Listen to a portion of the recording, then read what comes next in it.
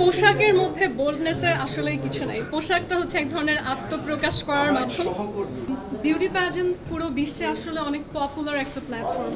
আমরা দেখব যে আমাদের আশপাশের অনেক দেশে আসলে এই প্ল্যাটফর্মকে ইউজ করে নিজেদের একটা সুনাম সারা বিশ্বে অর্জন করে ফেলেছে। সেই ক্ষেত্রে বাংলাদেশ অনেক দিন যাবৎ কিছুটা পিছিয়ে ছিল, তবে এখন আমরা দেখতে পাচ্ছি যে বাংলাদেশেও আসলে বিউটি প্যাজেন্টের যে সামগ্রিক অ্যাকসেপ্টেন্স অনেক বেড়ে গেছে। এবং আমাদের মিস বাংলাদেশ যখন হয় আমরা খেয়াল করি যে হাজার হাজার মেয়ে অ্যাপ্লাই করে। তো ওটা দিয়ে আমরা বুঝতে পারি যে বিউটি প্যাজেন্টের ব্যাপারে বাংলাদেশের মেয়েরা আসলে অনেক অনেক এক্সাইটেড। অ্যান্ড আমি যদি বলি গ্লোবালি বাংলাদেশের পজিশনটা কেমন, আমি বলবো যে সেটা আসলে গ্র্যাজুয়ালি উন্নত হচ্ছে। এবং এই প্ল্যাটফর্মে কিন্তু শুধুমাত্র নারীর সৌন্দর্যই না, আমাদের দেশ সম্পর্কে সারা বিশ্বের মানুষ জানতে পারছে। বাংলাদেশ যে একটি নাম, এই দেশের পরিচয়, এই দেশের সম্মান, এই ব্যাপারগুলো সম্পর্কে সারা বিশ্বের মানুষ আরও অনেক বেশি জানতে পারছে। সো সেই ক্ষেত্রে আমি বলবো যে beauty pageant is an excellent platform to brand our country. বিয়েটা আসলে জীবনের একটা অংশ, প্রতিটা মানুষই বিয়ে করলে just part of life. And I congratulate her. It's a very beautiful part of life. I wish her the best for the journey. আর বিউটি কুইন মানে কিন্তু সে একটা স্বাভাবিক মানুষই। সো এখানে আলাদা করে আসলে বিয়েটার ইম্প্যাক্ট করার কিছু নেই। এক একটা বিউটি প্যাজেন্টে এক একটা রুলস থাকে, যেরকম এক একটা ইউনিভার্সিটি অ্যাডমিশনের এক একটা রিকোয়ারমেন্ট থাকে।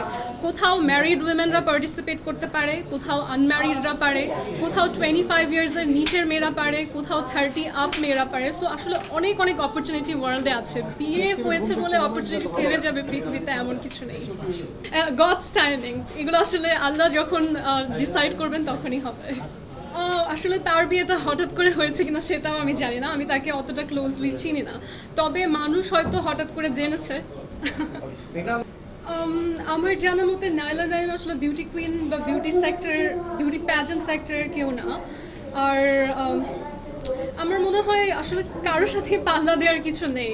ইন্টারন্যাশনালি একটা সার্টেন স্ট্যান্ডার্ড থাকে এবং যে যার কমফোর্ট অনুযায়ী নিজেকে প্রেজেন্ট করে। আমি এই বোল্ড টার্মটার সাথে অনেকটা আমি বলবো যে রিলেট করতে পারি না, কারণ আমি যেমন আজকে শাড়ি পরেছি, কোনো নির্দিষ্ট কারণ ছিল না, ভালো লাগছিল তাই পরেছি।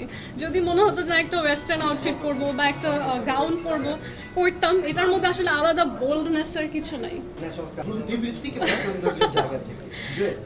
আমি আসলে মনে করি সৌন্দর্য জিনিসটা ভেতর থেকে প্রতিফলিত হয়। এখন অলসো আমাকে যে দেখছে তার সৌন্দর্যের ধারণা অনুযায়ী সে আমাকে মার্ক করতে পারে যে সে অনেক সুন্দর বা অনেক সুন্দর না। কারো কাছে মনে হতে পারে আমি ক্ষুদ্রহীন অনেক সুন্দর, কারো কাছে মনে হতে পারে এ আবার সুন্দরী। সো এটা আসলে beauty lies in the eyes of the বিহোল্ডার। যে এই প্রশ্ন করছে সেই বলতে পারবে আসলে আমি কতটা সুন্দর। I think Mou would be the perfect answer. She is beautiful, she is graceful এবং অনেক প্রজন্ম ধরে আমরা তাকে দেখছি, এখনো she is fit and going. প্রিয় মানুষের উদ্দেশ্যে একটা লাইন বলে শেষ করবে। প্রিয় মানুষ,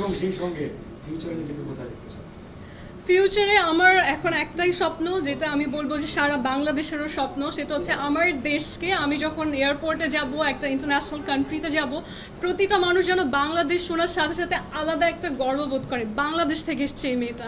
এখন পর্যন্ত আমি সেই জায়গাটায় পৌঁছাতে পারিনি, এখনও আমার বাংলাদেশকে প্রতিনিয়ত মানুষের কাছে পরিচয় করিয়ে দিতে হয়। তো আমার ফিউচার গোলটা সেটাই যে একদিন এই মিস বাংলাদেশ, আমরা যেমন অনেক উন্নত দেশের সৌন্দর্য বা বিউটি কুইনদের নাম শুনে আসলে অনেক গর্ববোধ করি যে ওই দেশ থেকে এই বিউটি কুইন আসছে, আমার স্বপ্ন একদিন অন্য দেশেও বাংলাদেশের মিস বাংলাদেশদেরকে সেইভাবে গ্রহণ করা হবে। Thank you.